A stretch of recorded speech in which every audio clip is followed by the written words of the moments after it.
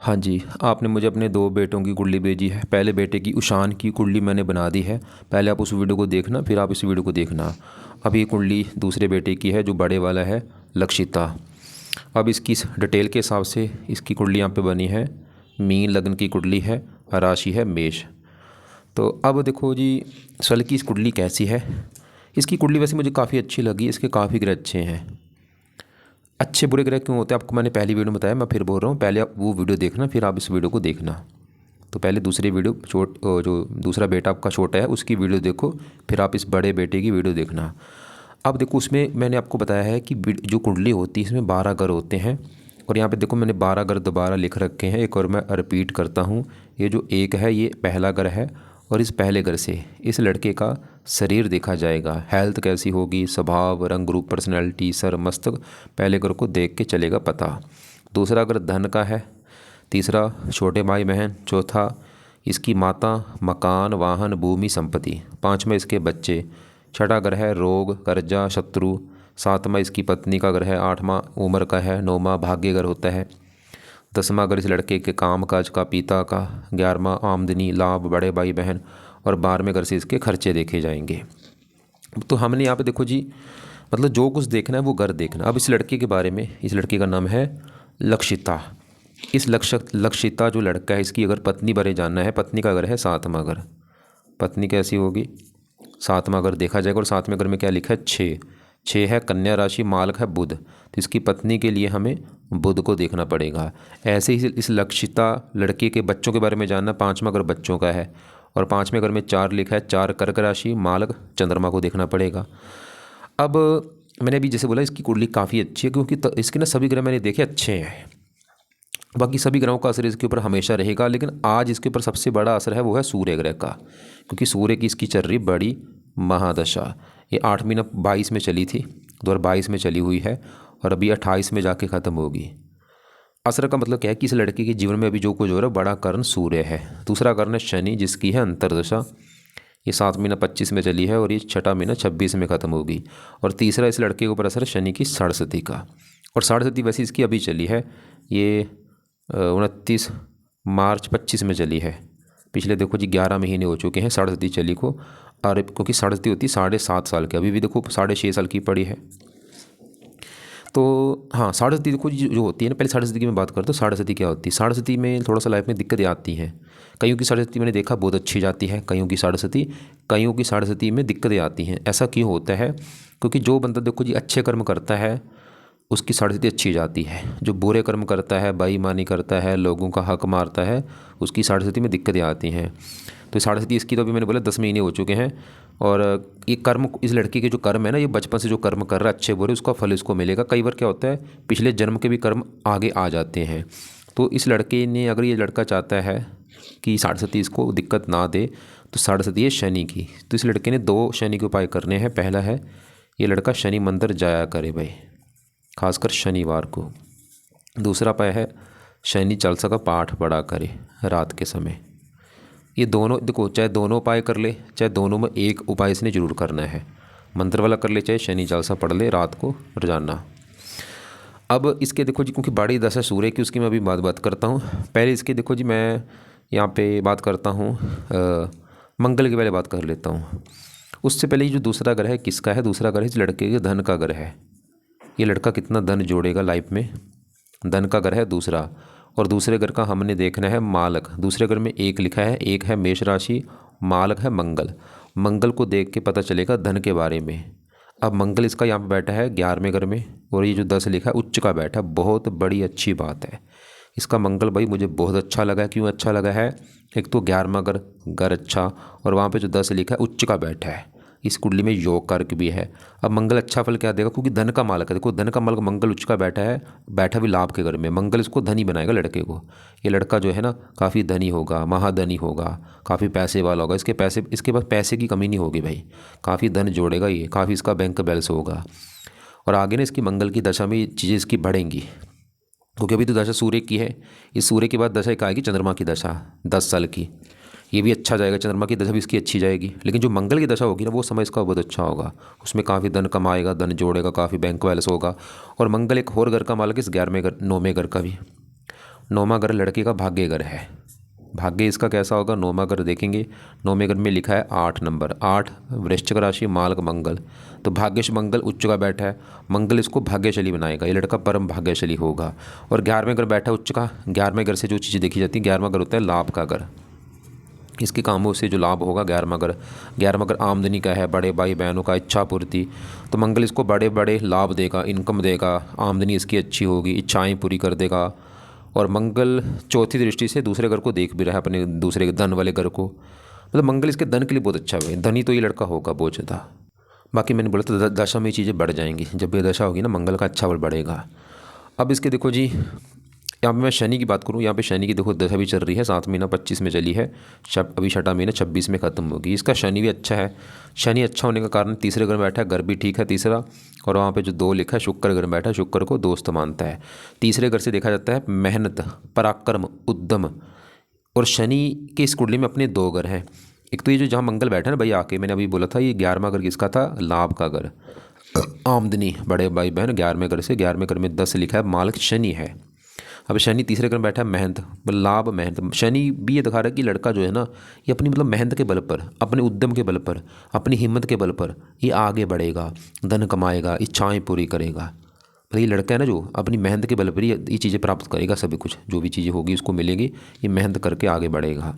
ये शनि की उसको वैसे, शनि की वैसे लड़का काफ़ी मेहनती होगा, पराक्रमी, उद्यमी, साहसी, और शनि वैसे 12वें घर का भी स्वामी है, और यहाँ से 10वें दृष्टि से 12वें घर को भी देख रहा है शनि।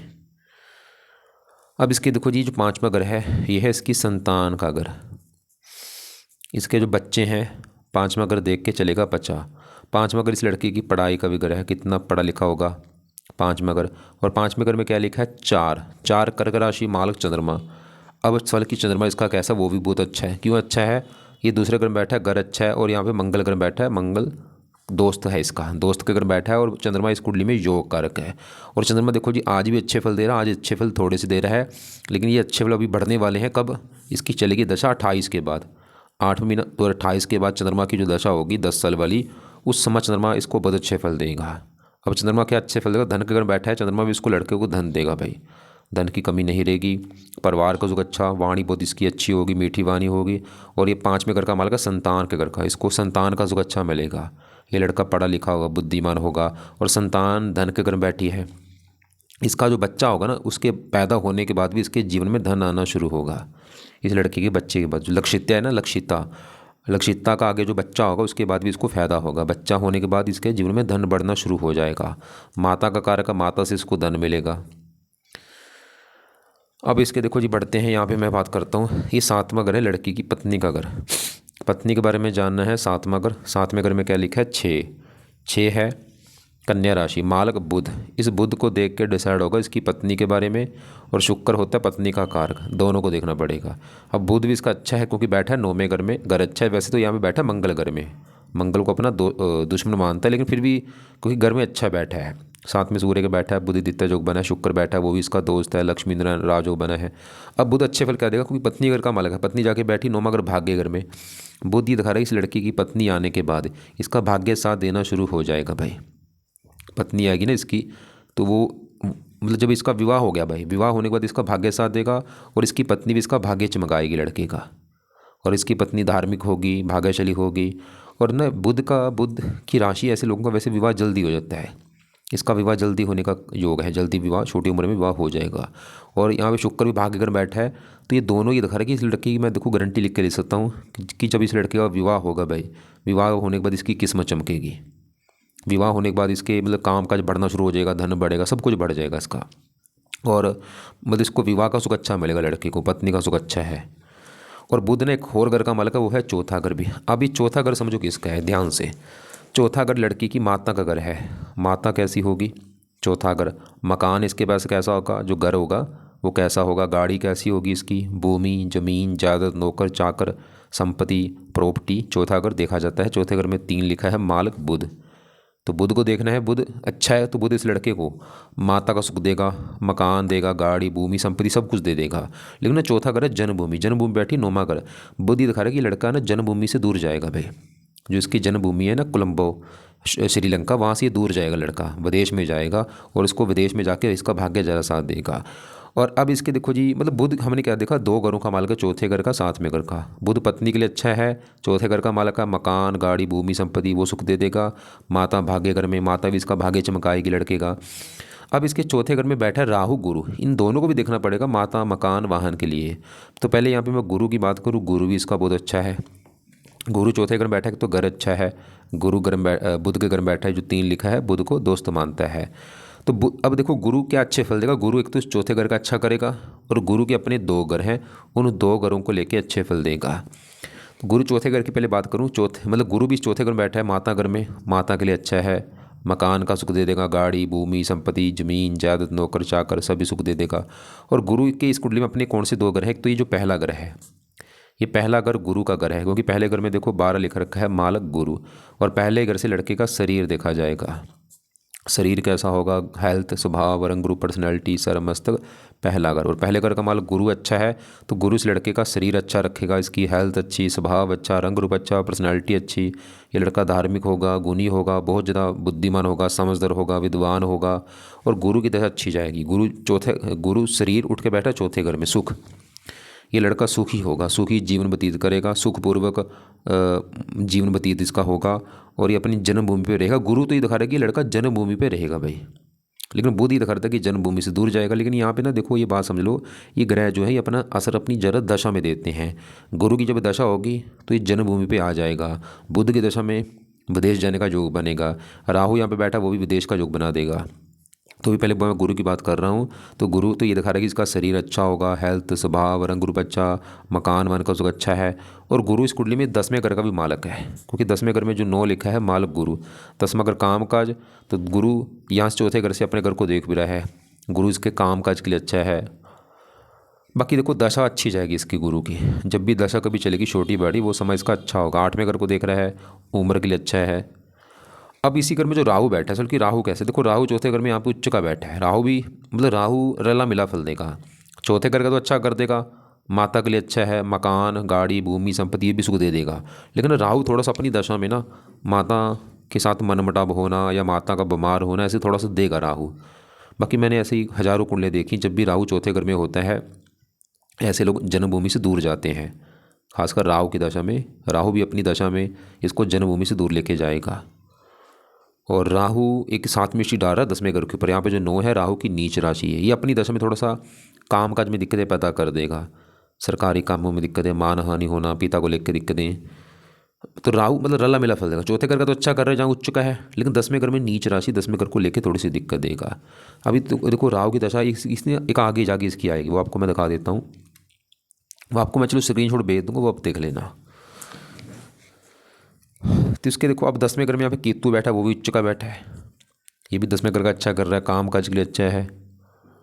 बाकी देखो इसका यहाँ पे शुक्र जो बैठा है, ये 8वां घर होता है उम्र का, 8वें घर में 7 लिखा है माल शुक्र, उम्र के लिए अच्छा है। और शुक्र तीसरे घर का भी माल का, जहाँ पे 2 लिखा है माल शुक्र, अपने घर को देख रहा है। मेहनत भाग्य घर में शुक्र, इधर मेहनत के बल पर ही लड़का भाग्य चमकाएगा अपना। आज इसके ऊपर देखो जी सबसे जो बड़ा असर वो है सूर्य का। सवाल कि ये सूर्य कैसा है, ये दशा भी देखो 3 साल हो चुके हैं पिछले, अभी 28 में ख़त्म होगी। अब सूर्य इसका बैठा है 9वें घर में, घर तो अच्छा जहाँ ये बैठा है सूर्य, बैठा भी मंगल घर में है, दोस्त के घर में। लेकिन ना सूर्य इस कुंडली में जो सूर्य का अपना घर है वो है ये छठा घर, खराब घर है, क्योंकि छठे घर में देखो 5 लिखा है माल सूर्य है।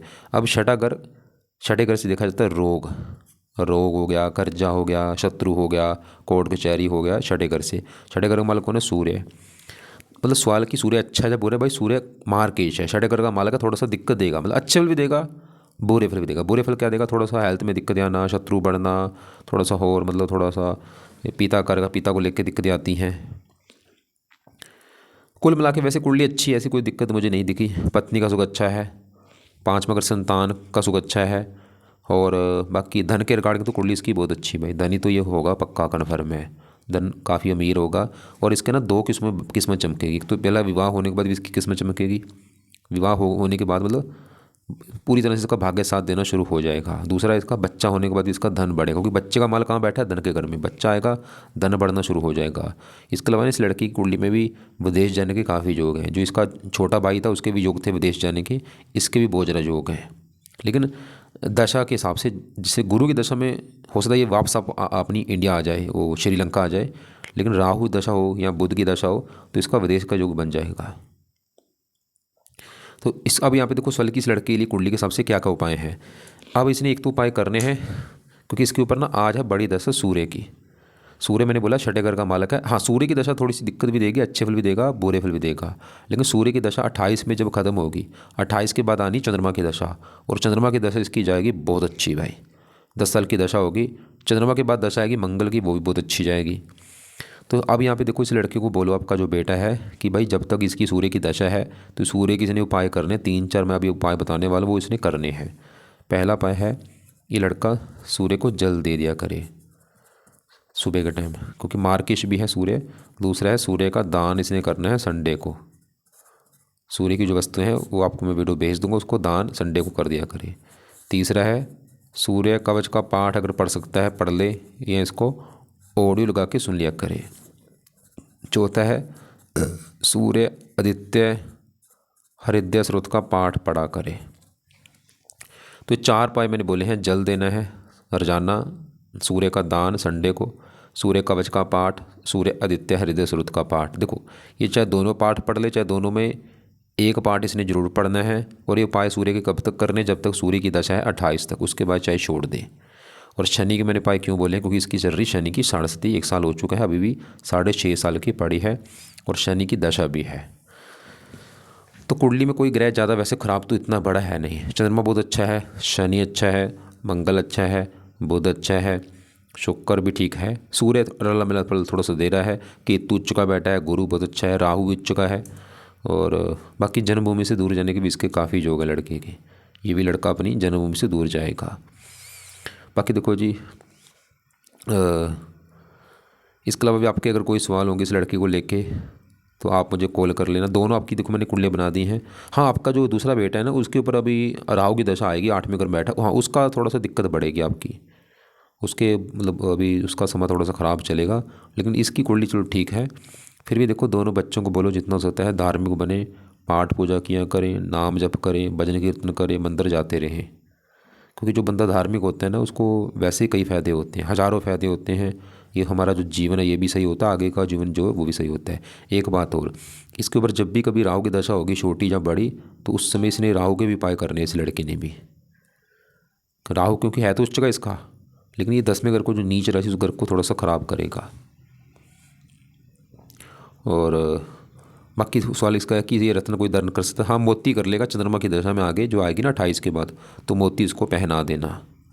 गौमत कभी धारण इसने नहीं करना।